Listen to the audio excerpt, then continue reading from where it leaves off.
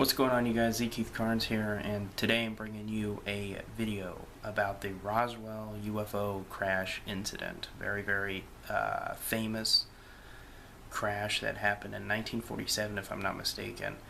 This video was also suggested by a viewer of my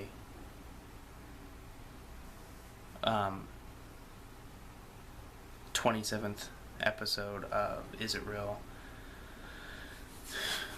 That user's name is Gamers451. So thank you very much for the suggestion. I appreciate it. It gives me more content that maybe I wouldn't have thought on my own.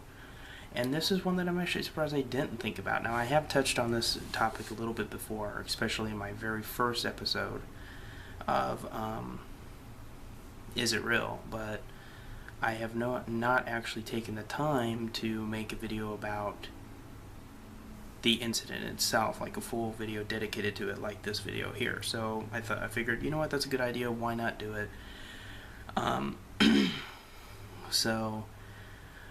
Since I just released an episode of Is It Real, and this is just kind of a different kind of thing, I don't really think I need to speak on it in the terms of it being an Is It Real episode, the 28th. So this is not Is It Real. This is just my thoughts on the Roswell, New Mexico crash and what my take is on it. So it's kind of like an episode, but it's not an official episode. Yeah. So I hope that makes sense.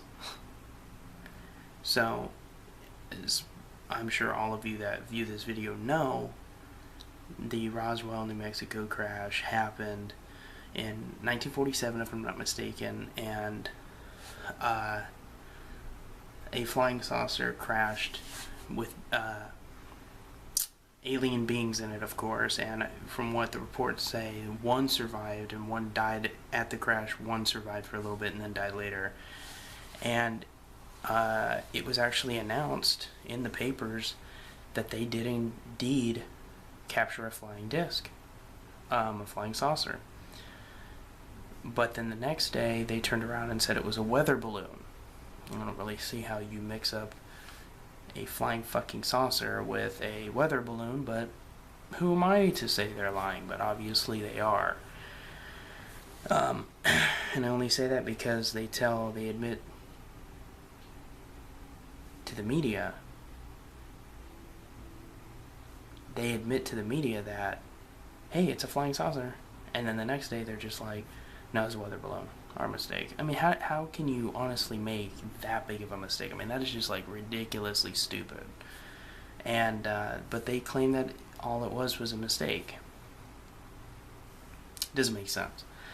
Also, they tested some parts from the crash, which had like weird symbols and unreadable text on them. Basically, it was obviously not from here. It was alien language, probably.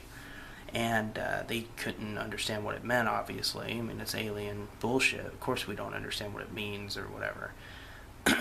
And they said that it would not burn no matter what. Like, they couldn't melt it. It would not melt under the most extreme of heats or something like that. And yeah. I'm sorry, I'm just a little tired, so I'm a little not talking my usual speed here, but I wanted to make this video before I went to bed. So yeah, you know, you have all that. You have them capturing going